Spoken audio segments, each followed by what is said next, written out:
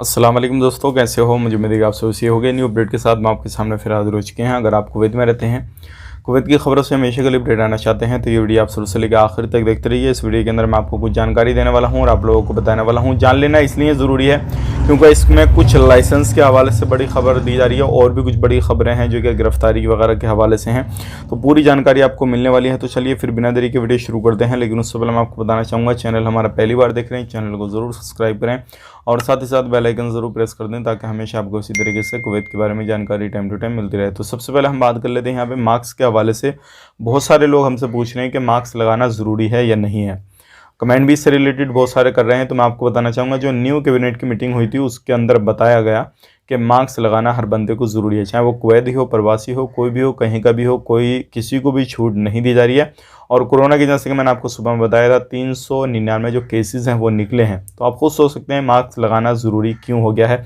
और भी rule regulation आने वाले वक्त में बन जाएंगे, जो अभी पीछे कोरोना के टाइम चल रहे थे सारी उसी तरीके से आपको फॉलो करने रहेंगे। तो मास्क को ना छोड़ें, नहीं तो आपको पेनल्टी वगैरह जो भी है, जुर्माना वगैरह लग सकता है।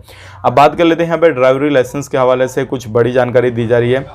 बहुत सारे लोग जो है सोचते हैं कि ड्राइवरी लाइसेंस जो है हम बहुत जल्दी इशू करा सकते हैं या रिन्यूअल करा सकते हैं। तो ये ज़रूरी नहीं है कि आपने ड्राइवरी लाइसेंस ऑनलाइन उसके लिए अप्लाई कर दिया और आप जाकर मशीन से कहीं से भी जो है वो लेके आ सकते हैं और आपको ड्राइवरी लाइसेंस मिल जाएगा। ऐसा कहीं कुछ नहीं है। आपको अप्लाई करना है ऑनलाइन और उसके बाद में जो भी फॉर्मेलिटी वगैरह, जो भी कागज़ वगैरह, जो भी चीज़ें आपसे मांगी जाएंगी, आप उन पर खड़े उतरते हैं, सारी चीज़ें क्लियर करते हैं, तभी आपको लाइसेंस मिलेगा। अदरवाइज नहीं मिलेगा और आपको फिर ऑफिस के चक्कर भी काटने पड़ सकते हैं।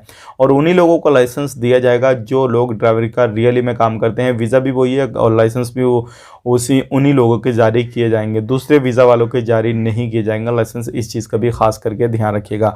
तो ये कुछ इंपॉर्टेंट जानकारी थी जो कि मैंने आप तक शेयर कर दी। अब बात कर लेते हैं यहाँ पे न्यू कैबिनेट मीटिंग के हवाले से कुछ बड़ी जानकारी दी जा रही है।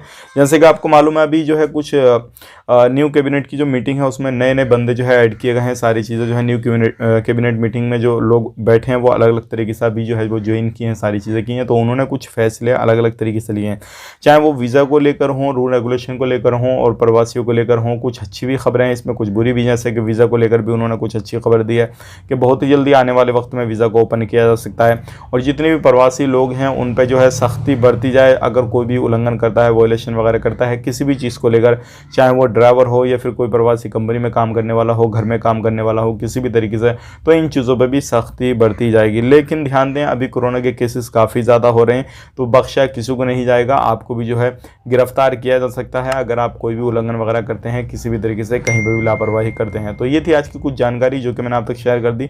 उम्मीद करता हूँ वीडियो पसंद आएगा। पसंद आया तो लाइक करें, शेयर करें। मिलेंगे इस नए वीडियो में। आप अपना ख्याल रखें, अपनी फैमिली लोग ख्याल रखें। Take care, bye bye.